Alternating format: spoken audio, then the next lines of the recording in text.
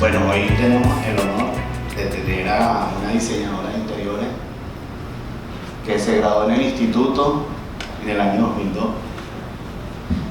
Fue de mi generación, o sea, llevan 20 años que aún se graduó y ha tenido una carrera profesional bastante interesante. Por eso decidimos, aprovechando que estaba aquí en Venezuela, invitarla al instituto para que nos hablara un poquito y nos hable un poquito de su carrera profesional y de todas las experiencias que ha tenido, ya que ella, bueno, como ella les va a explicar, ha realizado proyectos en varios continentes. Entonces ha tenido experiencias con distintos tipos de personas, distintas culturas, y cómo a través del diseño ha interpretado las culturas y las ha proyectado en sus trabajos. Entonces le pedí al profesor y le pedí a Nur para hacer una charla con las diseñadoras de interiores para que pudieran conocer el alcance que pueden llegar a tener ustedes también como profesionales luego de que salgan de la escuela y hasta dónde pueden llegar o más, ¿verdad? Y bueno, aparte de eso, Nur va a estar trabajando con institutos, que eso es positivo. Nos va a estar nutriendo la Escuela de Diseño de Interiores también. Y nada, los dejo con ella, ya que ella es hoy la relevante aquí, la protagonista. Gracias. Bueno, voy a empezar primero con un pequeño vídeo de referencia que nos va a ayudar a entender las razones y el hilo de la charla de hoy.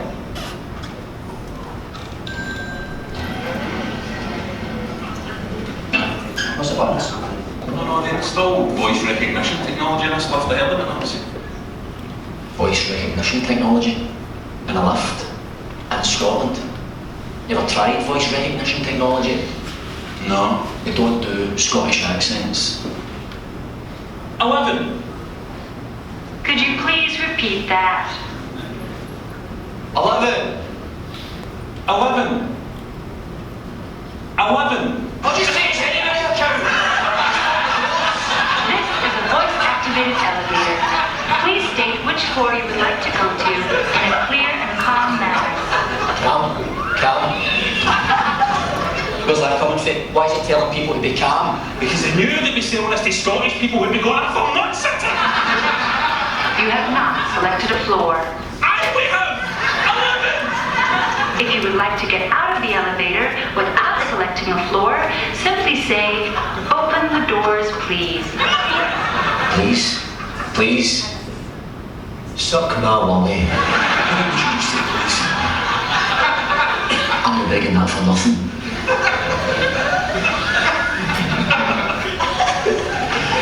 Open the doors, please. Please. Pathetic. Please remain calm. What you want tonight? Get up now. And just wait for them to speak. You have not selected a floor. Ah, you lose your cow. You don't answer these doors. I'm going to come to America. I'm going to find whatever desperate actress gave you a voice, and I'm going to go in an electric chair for you. Scotland, you bastard! Scotland! Scotland!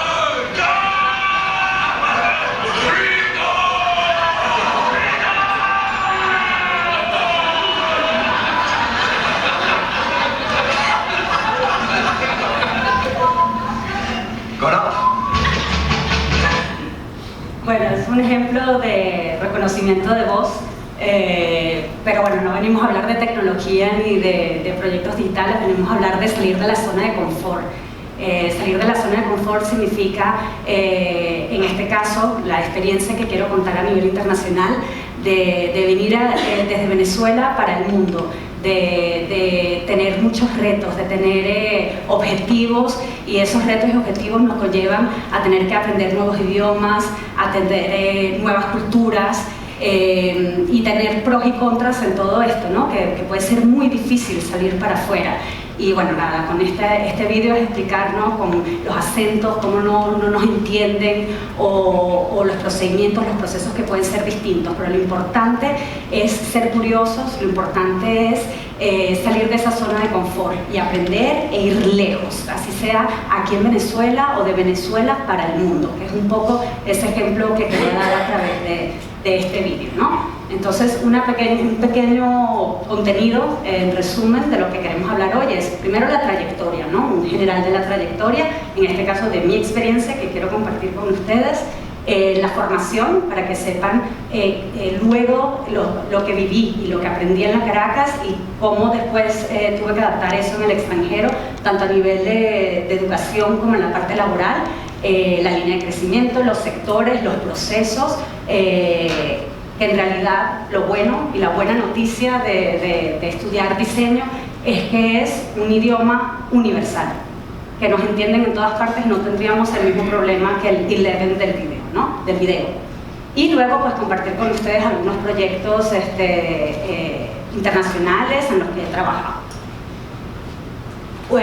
Un pequeño resumen de la trayectoria desde la parte de formación y educación, obviamente en la Caracas, egresada en el 2002 de diseño de interiores, y luego en Penningen con un máster en arquitectura interior, que también en París aproveché y trabajé un año con Naso, que luego de allí llegué a Shanghai, porque Naso, como ven aquí, decide abrir en Shanghai, así que me tocó en el país de Shanghai, luego con HBA, Gokai Studios y Naked Trees como consulta, como en la parte de consultoría. Y luego llego a Madrid, me regreso al continente europeo, con la parte de dirigir un estudio creativo y luego crear mi propia empresa, ¿no? Y ahora pues pronto, como decía Jorge, pues espero poder aportar mi granito de arena a nivel internacional con esta experiencia internacional al IDC. Entonces, bueno, pueden ver que empezamos del continente americano, el europeo, asiático y regreso al europeo y de alguna manera desde Europa para regreso a Venezuela ahora en el 2022. Entonces, bueno, aquí vamos a destacar la parte de formación, vamos a comparar un poco los retos. Entiendo que alguno de vosotros, de ustedes, porque en España se dice vosotros, sé que alguno de ustedes luego de la Caracas se pregunta ¿qué voy a hacer? ¿Qué voy a trabajar? ¿En qué tipo de empresa? ¿O continúo con mis estudios para formarme mejor? Pues aquí primero vamos a hablar de la parte de la formación de educación. Quiero compartir las equivalencias, ¿no? Cómo me preparé a nivel de las equivalencias saliendo de la Caracas y los reconocimientos. En el 2002, apenas me gradué, fui directamente a París, donde trabajé un año primero para prepararme para todos los exámenes necesarios que requieren las universidades en París. Había muy pocas alianzas o alianzas que no eran muy concretas entre la Caracas y Europa u otras academias internacionales. Así que lo primero que hice fue homologar y hacer todas las equivalencias de mi diploma, ¿no? Y a partir de eso, pues ir a París, trabajar y hacer las evaluaciones, los exámenes que eran necesarios para poder ingresar. Ingresé a Penningen, es una universidad en París que también tiene el máster en arquitectura interior, y me dicen, tienes que hacer una reválida del último año de la carrera para poder hacer el máster. Bueno, no hay problema, serán 2 años. A la semana de estudiar en la universidad me llamó el director y dije, bueno, aquí hay un problema. Además me dicen dónde es Venezuela, conocemos a las misas, pero el diseño no tanto, así que no teníamos esa reputación aún, y yo creo que poco a poco la estamos construyendo. Y el director me dice, he hablado con los profesores durante tu primera semana de trabajo y pasas directamente al máster. Eso para mí es un orgullo con la Caracas y la formación que recibimos de nuestros profesores, de decir que nos formaron muy bien, que nos forman muy bien.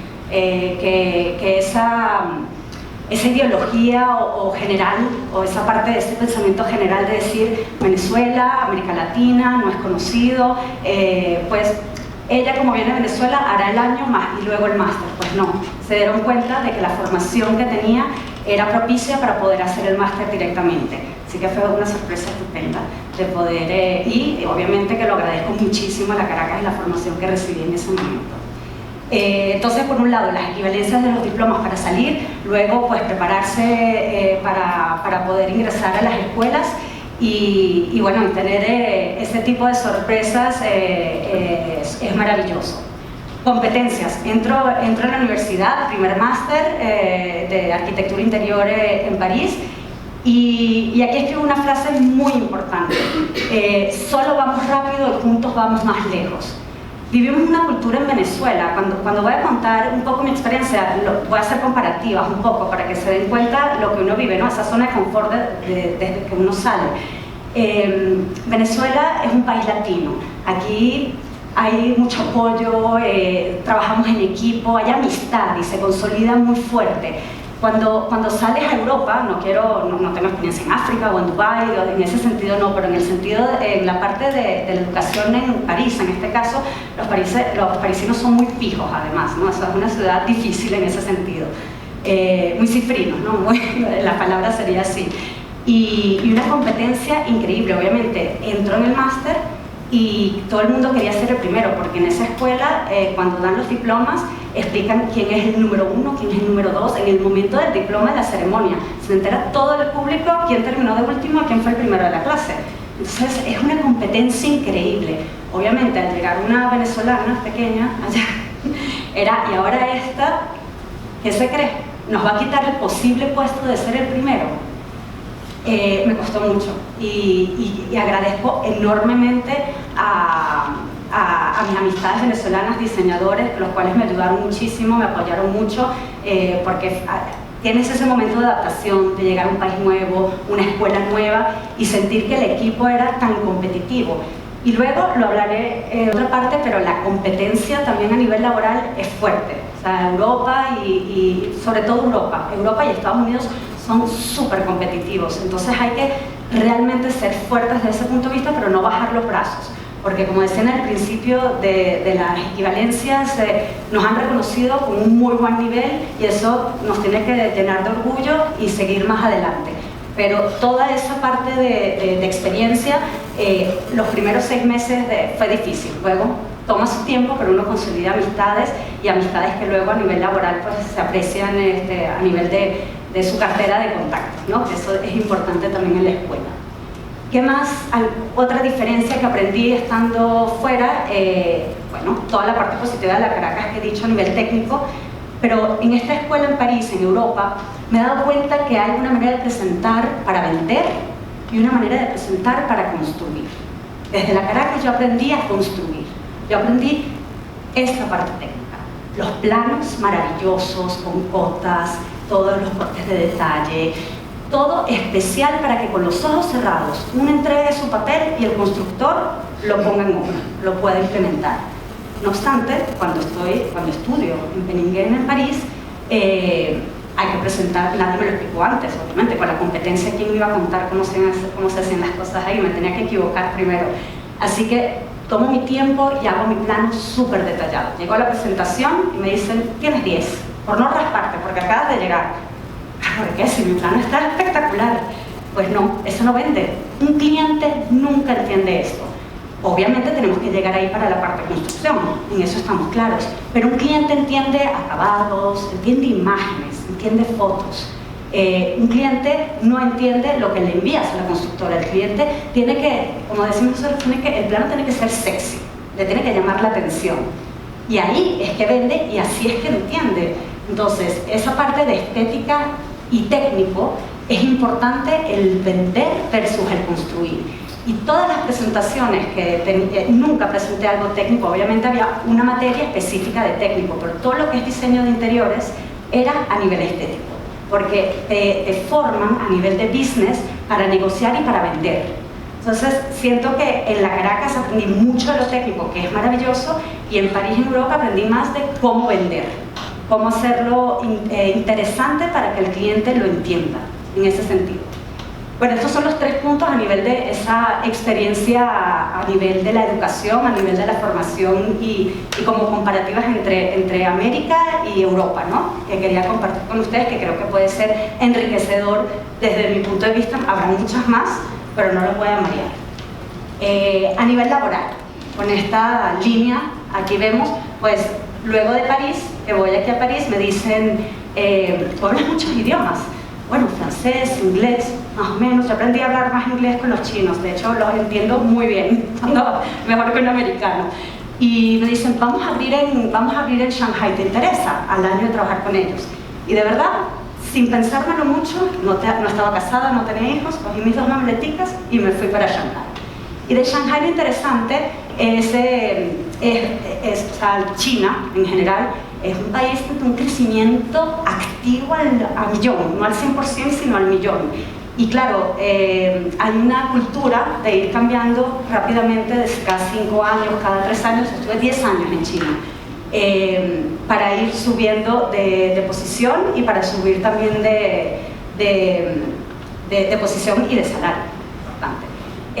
Hay que tomarlo en cuenta, hay que vivir. Y lo interesante de Shanghai es que generalmente los jóvenes, que todavía me considero joven, los jóvenes somos las personas que estamos tomando decisiones, y las personas de más edad son las que están atrás, los sabios, los que tienen la sabiduría, que te van guiando.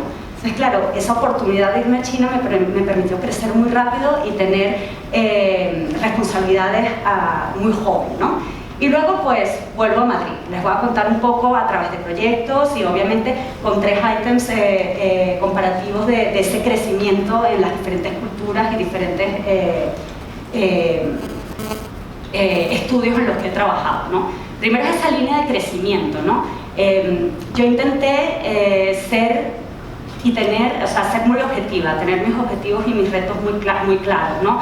No hay que ver. Yo sé que en Venezuela rápidamente abres tu negocio y ya eres gerente, porque es la cultura, porque aquí hay cultura de emprendimiento y de gerencia. No obstante, cuando llegas a Europa tienes que empezar de abajo para arriba, y eso hay que entenderlo, hay que ir de una manera orgánica, pero que a su vez es segura. No hay que sentir que uno va lento, sino que uno va con ese crecimiento orgánico. Entonces, en ese sentido, pues me tocó desde París ser una junior, luego pasar a una manager, de una manager a una senior, a una director, y de allí dirigir una empresa, un estudio creativo desde Madrid, irme de Shanghai a España para dirigir un estudio creativo y de allí crear mi propia empresa. ¿Sabes? O sea, creo que ese aprendizaje me ha ayudado a entender cada una de las fases, desde el concepto hasta la construcción. Es muy fácil estar de este lado del dedo y mostrar a cada uno, pero hay que estar también de ese otro lado para entender el equipo, para entender la fase del proyecto y su resultado como tal. Así que creo que esa línea de crecimiento tanto orgánica y con esos objetivos bastante claros, que eso me conlleva a los sectores y a la tipología de empresas en las que he trabajado. Obviamente, hay algo que me gusta compartirlo, porque tal vez por mi ignorancia yo pensé que solo se podía trabajar en estudios creativos al graduarse, que había que trabajar directamente en un estudio creativo, y me di cuenta que también está esas empresas multinacionales, como los hoteles de grandes marcas como el Grupo Accor, que es francés, o el Marriott, o el Hyatt, o el Hilton, o puede haber Colgate, o Procter & Gamble, todas estas empresas multinacionales gigantes en las cuales tienen su departamento creativo y de diseño y puedes trabajar con ellos. Yo personalmente preferí trabajar en la parte boutique, como los boutique hoteles, ¿no? O sea, la parte pequeña, del pequeño estudio, donde generalmente éramos 15, 20 personas, pero que se consolidaba el equipo, que te permitía crecer y tomar decisiones. Es que cuando tienes una personalidad que te gusta tomar decisiones, tienes que estar en un equipo que desde temprana edad te escuche y te dé responsabilidades. No digo que en las multinacionales no se puede, pero también el estilo de proyecto que haces son más curiosos, hay más diseño. Cuando trabajas para Colgate o Procter & Gamble, que es maravilloso también, no digo que no, fue mi selección, mi opción fue irme por la parte pequeña y crecer con ellos, ¿no? Pero saber que existen esos dos tipos, ¿no? O sea, que uno puede irse y yo no sabía que Procter & Gamble podía tener su departamento de diseño, nunca me lo averigüé porque no me dio curiosidad ir hasta allá. Me hubiese gustado que alguien me lo contara, así que por eso lo cuento hoy. Y al mismo tiempo, el hecho de trabajar con boutique, hablando de sectores, me permitió trabajar en diferentes sectores a nivel del diseño y sus proyectos, ¿no? Desde hoteles, cines, residencias, restaurantes, retails, tiendas, y creo que soy tan curiosa que necesitaba eso. Si trabajo para Procter & Gamble será esa marca como tal, y sentía que eso no iba conmigo, pero me gustó saber que se podía llegar también a trabajar con las multinacionales. Como hablaba en su principio, lo bueno y la buena noticia del diseño es que puedes trabajar en cualquier parte del mundo y todos te van a entender, porque son los planos, los alzados, los detalles, los sketches, las maquetas, tienes ese lenguaje universal que es el diseño. Obviamente luego te interesa hablar otros idiomas también, que es importante, pero yo no hablo mandarín, yo entiendo la cultura mandarín y sobrevivo en el supermercado, sobrevivo en las tiendas, pero no lo hablo. Y viví 10 años en China a través de ese lenguaje del diseño, y eso es maravilloso. Y en ese sentido también los procesos, y eso es una buena noticia, son los mismos. ¿Qué puede cambiar? Puede cambiar que en China se trabaja con milímetros, el diseño interior, no el industrial, en milímetros. En Estados Unidos es en pulgadas, inches, aquí es en centímetros o en metros, en Francia igual, centímetros o metros, pero igual uno hace la conversión y no hay problema con las unidades. Los procesos son los mismos y es interesantísimo. No somos abogados o contables donde tenemos que hacer una reválida a ese punto. Podemos hacer estudios de máster como para mejorarnos, por ser curiosos y aprender más. De todas maneras, aunque hablo de París y el máster, uno no para de aprender todos los días. Hasta siendo profesor uno no para de aprender todos los días. De hecho, con los estudiantes uno aprende muchísimo. Entonces, este sistema, este proceso de las fases del proyecto, que es el mismo que he aplicado en cada uno de los continentes, va desde la parte de idear, desarrollar e implementar. Supongo que de alguna manera en la escuela también lo vemos, que es una buena base, pero luego como que va también la parte de licencias, la parte de construcción, que es importante saber. Lo primero es el concepto. El concepto, a veces el cliente lo quiere todo y tiene a veces un presupuesto medio o pequeño o grande, quién sabe, pero tiene que saber cómo invierte su dinero.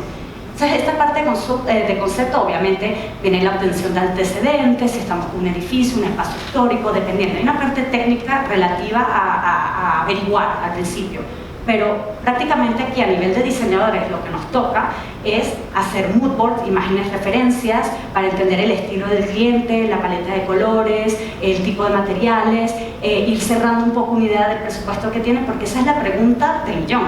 ¿Y qué presupuesto tiene? No sé, dime tú. Pero es típico, no lo saben, entonces uno tiene que guiar y crear esta primera parte de la consulta a nivel del concepto, ¿no? Es muy conceptual, imágenes, paleta, como mood boards, supongo que las trabajan también en la escuela. De allí al desarrollo. El desarrollo, pues aquí ya empezamos a hacer alzados, empezamos a hacer planos, pero con este toque de acabados, ¿no? de materiales como el plano que enseñaba previamente el técnico versus el que vende, porque aquí interviene todavía el cliente. Estas presentaciones, el concepto y desarrollo, estas dos fases, son para el cliente. Y aquí el cliente entiende la distribución, entiende parte de los acabados, entiende parte de las alturas y todo esto con rendering, alzados y planos, pero siempre mostrando acabados que parezcan fotográficos o no. Yo soy muy de sketches, prefiero los sketches porque a veces los 3Ds son tan reales que cuando llegas a la fase técnica hay ciertos ajustes de presupuesto o decisiones del cliente que hacen que nunca va a ser como el 3D. Exactamente, es muy difícil que de la fase de desarrollo llegues a la construcción y el 3D sea exacto. Es muy difícil porque hay muchos cambios en el camino. Entonces los sketches permiten de ser más rápidos y al mismo sketches que luego pones en Photoshop y le pones todos los colores y luz y efectos que quieran, pero es más ágil. O sea, trabajar ágilmente y sobre todo en Shanghai es importante porque se trabaja como hormiguitas. Luego pasa a la parte técnica, donde esta fase técnica prácticamente no es para el cliente, esto es para la constructora, que son los planos como mostré a nivel de la Caracas, ¿no? Que súper detallados, que si obviamente el papel lo aguanta todo y ahí tienes que estar presente en la construcción. El papel no lo aguanta todo, es una buena herramienta, pero luego en la construcción tienes que estar allí. Entonces, la fase tanto técnica como construcción es toda la relación y en la documentación que preparas para la constructora. Y para mí la fase conceptos, en base a mi experiencia y desarrollo, es todo lo que preparas para la aceptación del cliente. Obviamente en la fase técnica está la partecita del presupuesto que ahí el cliente interviene, obviamente, ¿no? Y la construcción, para mí trabajar en la construcción, muy pocos diseñadores les gusta trabajar en la construcción. A mí me encanta. Me encanta porque primero me encanta trabajar con los carpinteros, con el pintor, con el electricista, que le decimos chispa en España, que es un nombre que me encanta. Y aprendes muchísimo del diseño en la fase de construcción, porque como decía, el papel lo aguanta todo y la realidad es otra. Y entonces los planos, en vez de ser de papel, ya son las paredes, ¿no? Entonces uno empieza a hacer los sketches, los cálculos encima de las paredes, eso me parecen obras de arte que deberían de quedar en los espacios, ¿no? Y luego, ¿qué pasa? Que cuando estás muy involucrada en la fase de construcción, tu fase de conceptos y desarrollo y técnica se mejora, porque te das cuenta de que tal vez propusiste un material muy pesado que para una mesa no era lo mejor, o para un mueble, o te das cuenta que la distribución de iluminación está sobrecargada y que puedes ir más a una iluminación más dramática y muy puntual, y todo eso lo ves en el sitio. Entonces, un 3D es maravilloso, unos planos y hay que saber hacerlos, pero esa fase de construcción, aunque no seas el director de obra, no importa, asistir, ir por lo menos una vez a la semana, una vez cada 2 semanas, o tener esa interacción con los artesanos. Los artesanos saben igual o más que nosotros, así no hayan ido a la universidad y que aprendieron a pico y pala. Y son maravillosos, y de verdad para mí, cuando hablo del equipo con el que trabajo, no solo hablo de los diseñadores como tal, o arquitectos o ingenieros, sino que hablo del carpintero, del pintor, del electricista, del cerrajero. Con ellos aprendes igual o más, es como una segunda escuela luego de la universidad. Total, que la buena noticia, y en resumen de estas 4 fases, es que de la experiencia de Venezuela, América, Europa, Asia, para mí esta fase, las cuatro fases del proceso han sido exactamente las mismas, con pequeñas variaciones de unidades en los planos, o obviamente ponerlos en inglés o en chino, también me ha tocado poner el chino. Pero sí, es la buena noticia, ¿no? Y ahora, pues como muestra un botón, es bueno hablar, pero también es bueno mostrar los resultados de la experiencia, de las fases. Algunos proyectos, ¿no? He tenido la suerte, y creo que es esa curiosidad y tal vez el background familiar que tengo, que me han hecho no tener miedo de ir de un continente al otro, y hasta desde Madrid poder trabajar para proyectos en otros países, ¿no? Siempre con aliados, pero tenemos también que pensar que para poder tener esa parte del Think Global hay que tener aliados y no competidores, ¿no? En ese sentido, que cada uno de los arquitectos, ingenieros y diseñadores interiores con los cuales nos graduamos, que eso no lo veían en Francia mis compañeros de clase, con los cuales nos graduamos y con los cuales luego trabajamos, no son competencia. Yo creo que la mentalidad es de crear alianzas. Entonces, alianza desde Madrid hace los planos, pero el que implementa está en República Dominicana y tú solo vas una vez al mes, pero tienes un aliado en sitio que es otro arquitecto. No somos competencias, somos aliados, y esa creo que es una manera estratégica de crecer a nivel internacional también. Bueno, van a ver un proyecto súper colorido, pero quiero que vean diferentes tipos de sectores en los cuales he trabajado y que me he tenido que adaptar. O sea, obviamente uno como diseñador cree tener su estilo, pero también te tienes que adaptar a la identidad de la marca, te tienes que adaptar a los requerimientos del cliente, a presupuestos, entre otros. Pero creo que eso también nos hace más fuertes y más multidisciplinarios, ¿no? O sea, que puedes trabajar de un sector al otro y adaptarte de un estilo al otro también. En este sentido fue mi primer proyecto en París, luego del máster en Penningen, pues trabajar para el Cinema Pathé, y aquí pues es un poco lo que se ofreció. En este sentido pues no se ofreció la arquitectura, pero sí el diseño interior y de mobiliario y la dirección de obra. ¿Cuál era el reto? El reto de este proyecto era crear una marca que se pudiera implementar en países que hablaban francés, como Francia, Bélgica y Suiza. Había que desarrollar a 360 el diseño, tanto la parte de la identidad gráfica, que es el Instituto de Diseño de Caracas completo, menos moda, pero es de identidad gráfica, el mobiliario y todo el espacio. Entonces, en ese sentido, tenías que hacerlo de una manera temporal y que se pudiera adaptar en las 3 culturas de países distintos, ¿no?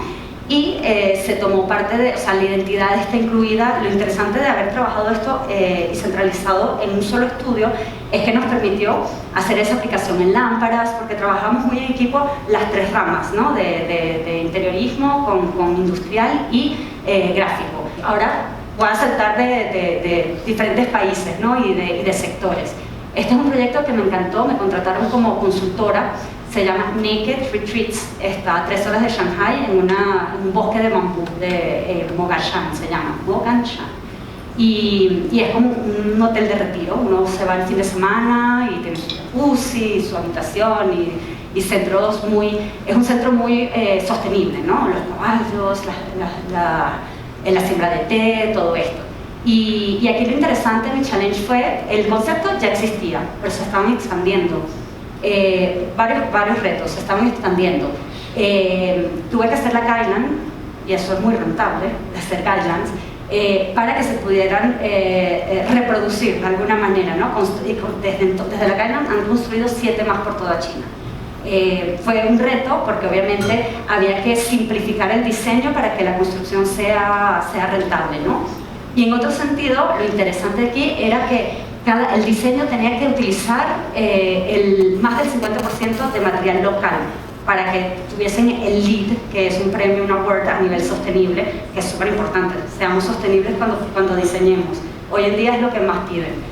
Entonces, claro, hay materiales de bambú, que se reutilizó, o parte de las cubiertas, de los techos que son con material natural también. Y bueno, luego viene la inspiración un poco de las telas que sobrecaen, de formas muy redondas y orgánicas porque estamos en la naturaleza, que también son importantes, ¿no? Que de verdad que se integre dentro de ese bosque.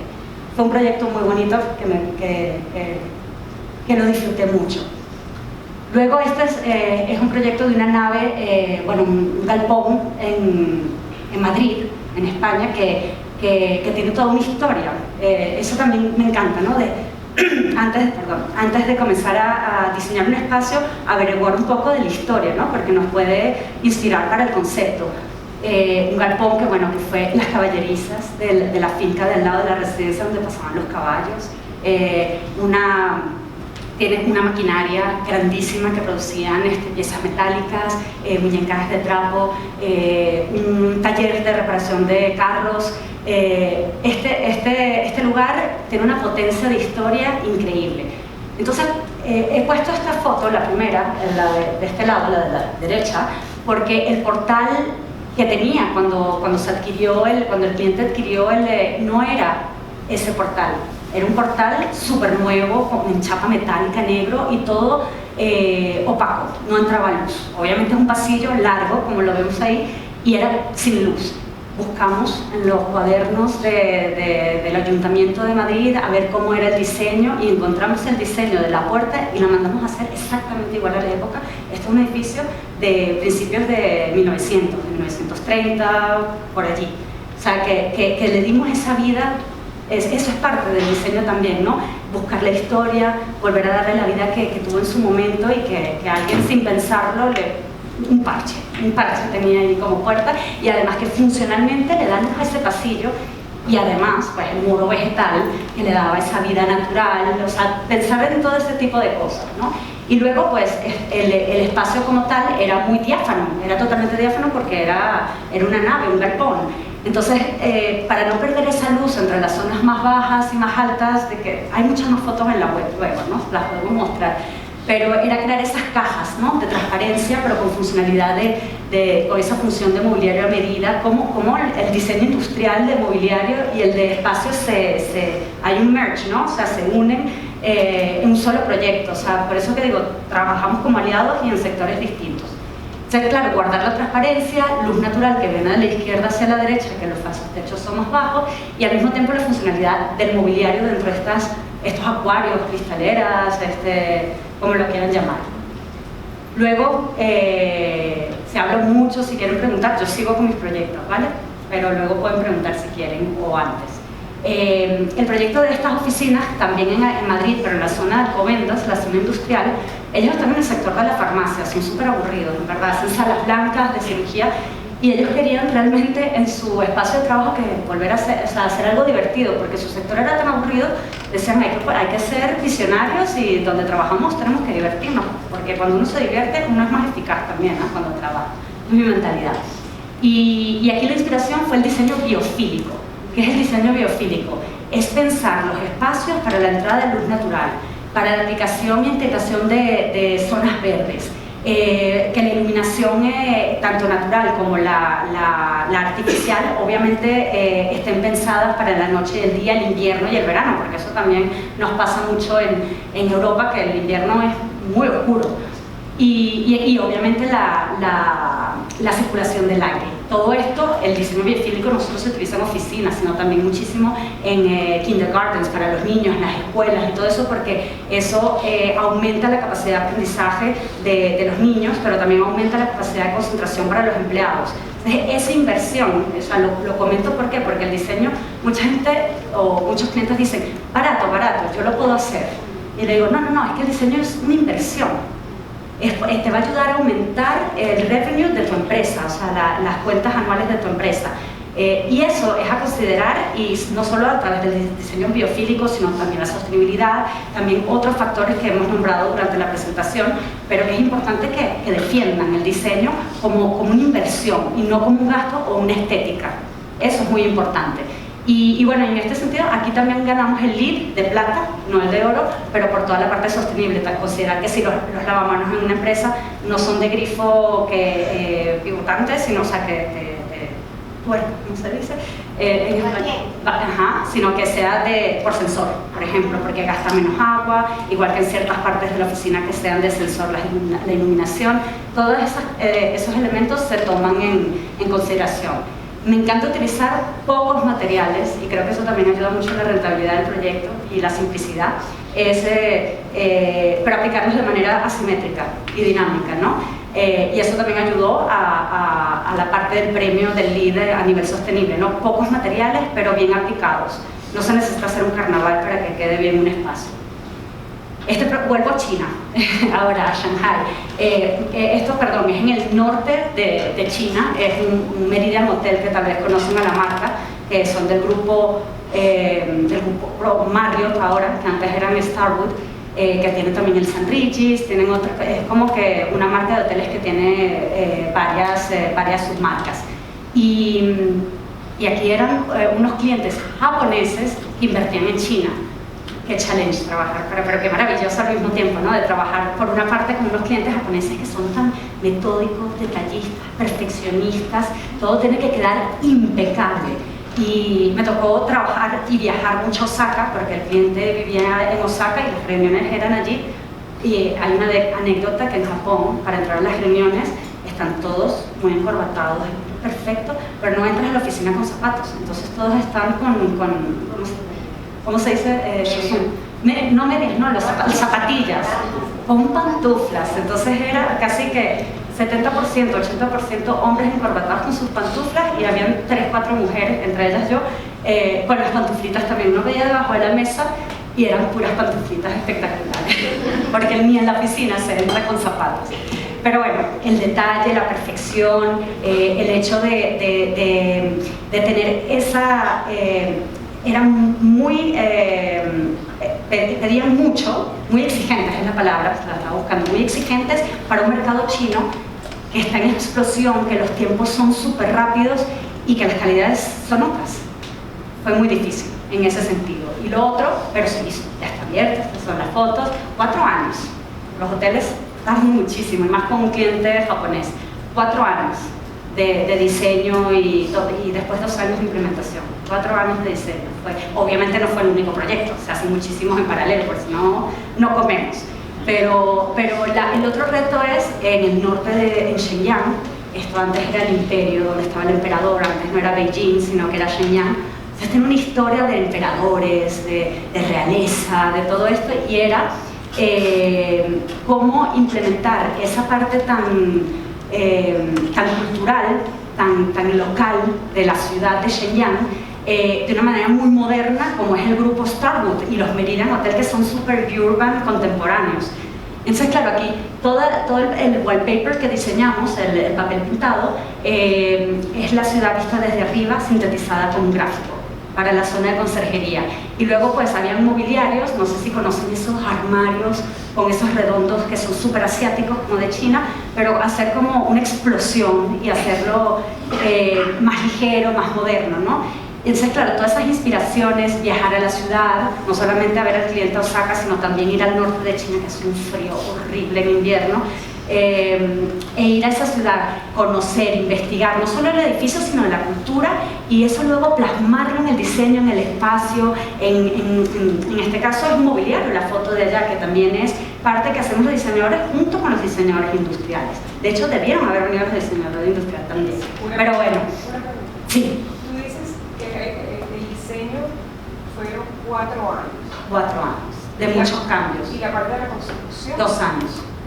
Pero claro, en paralelo, 4 años de la parte interiorismo, en paralelo iba el arquitecto haciendo el edificio, aquí se trabajó con Spa Consultant, con el consultor de arte, de wellness para gimnasios y spas, con el de la señalética, para toda la parte de poder indicar los baños, cada zona, con el grupo Marriott, que tiene su equipo de diseño y tienes que seguir todas las guidelines. Éramos 8 o 9 consultores en total, y de allí luego venían los carpinteros, venían todos los artesanos por detrás. Era un equipo gigante y el cliente con unas exigencias muy precisas para el mercado chino. Precisamente por eso el diseño se tardó tanto. Pero para el paisajismo también, obviamente, y todo, obviamente, siempre había reuniones con todas las partidas. Fue un proyecto muy largo, con muchos retrasos. Pero bueno, al final tuvo un buen resultado, creo. Luego, la parte de este proyecto en La Romana, que es República Dominicana, en este sentido, ya es otro estilo, ven que uno va rompiendo los estilos, ¿no? En este sentido, pues es una casa súper tradicional, un poco como Naked Retreats del hotel, ¿no? Pero en este sentido adaptado a lo que es la cultura de la isla de República Dominicana. Entonces aquí se utilizaron materiales locales, pero al mismo tiempo como mobiliario, siempre la comunidad, integrando mucho el outdoor con el indoor, el exterior con el interior, ¿no? Porque son estas casas de playa. Y bueno, esta fue también una experiencia con aliados in situ. Me gusta explicar este proyecto. Es un restaurante en Madrid de poke, conocen los pokes, los bowls, con arroz, quinoa, pescado, vegetales. La clienta, que van a ver el proyecto que sigue, es una clienta muy minimalista, que le gusta blanco, negro, gris, un toquecito de color, todo muy limpio, muy pensado. Y ahora este restaurante, lo bueno es repetir clientes, eso es maravilloso. Y me dice, voy a hacer este concepto de poke en Madrid, esto fue hace ya años, ¿no? Y me muestra fotos de los platos que van a servir, y digo, bueno, esto es súper colorido, vámonos por la explosión de colores. Me dice, no me digas eso, es que no me identifico, no es lo mío. Yo soy una persona muy minimalista, muy limpia en el diseño y en los espacios en los que estoy, pero no es lo mismo diseñar tu residencia que diseñar tu espacio comercial. Tienes una identidad, estás vendiendo un producto que tiene que alinearse de alguna manera y compaginar. Entonces, cerró los ojos y confió.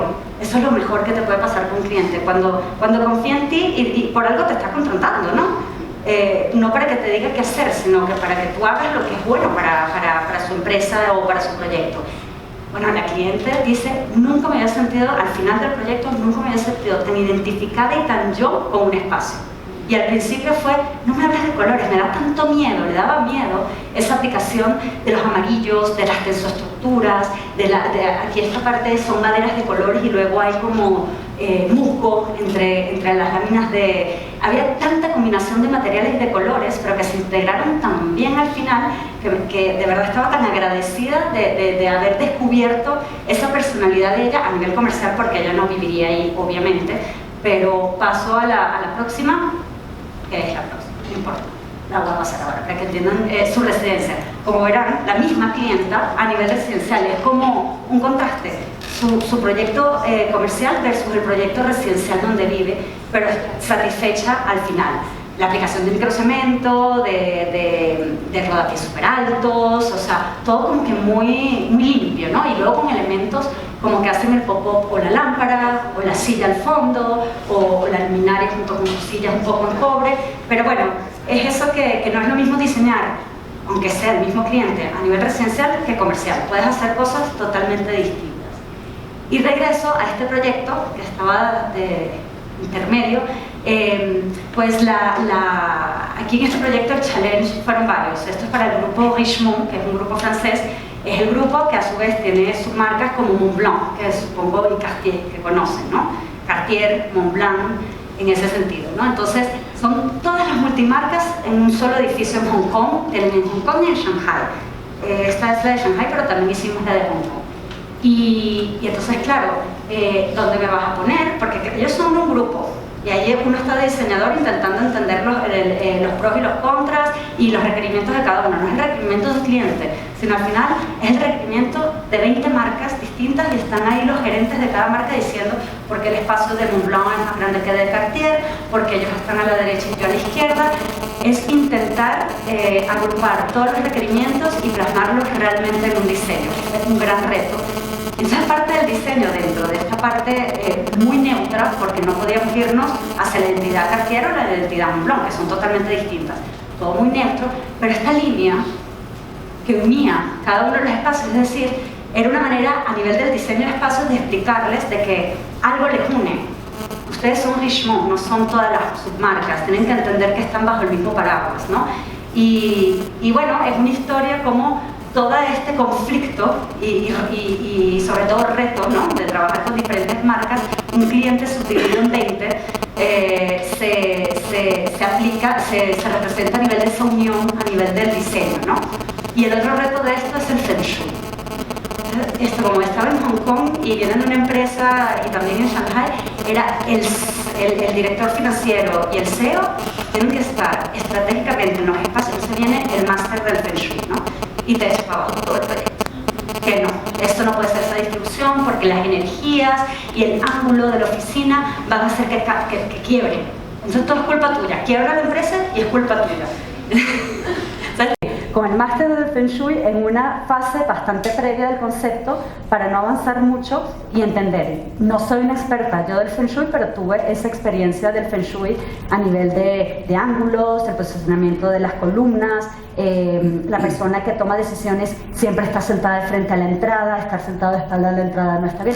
Son pequeñas cosas que uno aprende, pero bueno, fue parte de la experiencia asiática también. Por eso digo, aprendemos en la escuela, aprendemos en la obra, aprendemos con los clientes, no paramos de absorber, ¿no? Pero fueron los dos retos y soluciones. Este proyecto, pues, incluir en un edificio histórico una marca de perfumería, que son los representantes de todos los perfumes en Madrid. Ellos representan todas las marcas de los perfumes a nivel legal. Y claro, un edificio histórico súper protegido, averiguarte cuáles son las normativas, las leyes, qué materiales puedes poner, qué cambios puedes hacer para que, por un lado, se sienta la marca de la empresa, del cliente que te está contratando, y por otro, estés respetando la parte del edificio histórico. Y casi, ya nos queda poco. Este proyecto es muy bonito porque es una casa que parece muy fría, con líneas muy rectas y materiales fríos también, como la piedra, el vidrio, el cristal. Pero lo bonito de esto es que, aunque aquí en la primera foto vemos la frialdad, pero luego entendemos, porque el pasillo sigue aquí, cómo se incluyó todo el exterior al interior del espacio, lo cual hace que la naturaleza, simplemente de estar presente dentro de esto, también es un proyecto biofílico a nivel residencial, le da ese toque realmente cálido, porque simplemente desde dentro, el invierno en Madrid es duro, puedes sentir el exterior. Y en estas ciudades, bueno, cualquier ciudad, pero sobre todo las ciudades que vivimos un verano frío, que no es de los peores en Europa, pero cuando vienes de Venezuela te parece duro, pues se agradece, ¿no? La luz y el poder apreciar el exterior desde el interior. Y como último proyecto, este es un cliente que todos ustedes conocen, es el pisito de Jorge en Madrid. Fue un gran challenge como cliente. El primer challenge y reto fue tener a Jorge como cliente, de verdad, porque es muy exigente. Quiere la cartera Hermès, pero solo quiere pagar Longchamp o una de plástico ahí de H&M. Entonces, a nivel de presupuesto, él tiene un target y quiere un resultado lujoso pagando el de abajo. O sea, que él es muy pensado a nivel del presupuesto. Pero bueno, que al final lo bueno de Jorge es que te da la tarjeta verde, ¿sabes? Que confía y eso se agradece mucho. Cierra los ojos, revisa, obviamente, pero confía en el diseñador. Pero el más grande challenge no fue el cliente en esto, lo más grande fue la superficie. Esto es un pequeño espacio de 35 metros cuadrados que era un almacenamiento de imprentas en Madrid, en la planta baja, ¿no? Y entonces, claro, entras por aquí y directo tienes las escaleras para subir, directo tienes el sofá cama, porque a pesar de tener 33 metros cuadrados pueden dormir 4.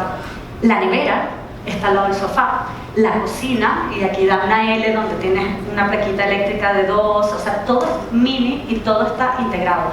Y creo que a veces hacer proyectos, no creo, para mí, a mi punto de vista, hacer proyectos pequeños, con una superficie tan reducida, es más difícil que hacer un hotel 5 estrellas de una torre de 35 plantas. Fue un gran challenge, ¿no? Y tomar en cuenta la parte de las escaleras, que luego también la barandilla podría ser la biblioteca, o sea, darle esa doble función a todo, porque es que no hay espacio para nada, ¿no? Y al final te das cuenta, aquí está el baño, que es bastante amplio, hay hasta una zona de trabajo que está aquí, lo podemos ver luego si quieren en la web si les interesa el proyecto, ¿no? Pero bueno, creo que este es un ejemplo de un proyecto que no todos tienen que ser magníficos, de poder trabajar de un sector al otro, de proyectos grandes a pequeños, de clientes de diferentes nacionalidades, y es un poco lo que quería compartir con ustedes en base a mi experiencia aquí y allá. Así que bueno, muchísimas gracias.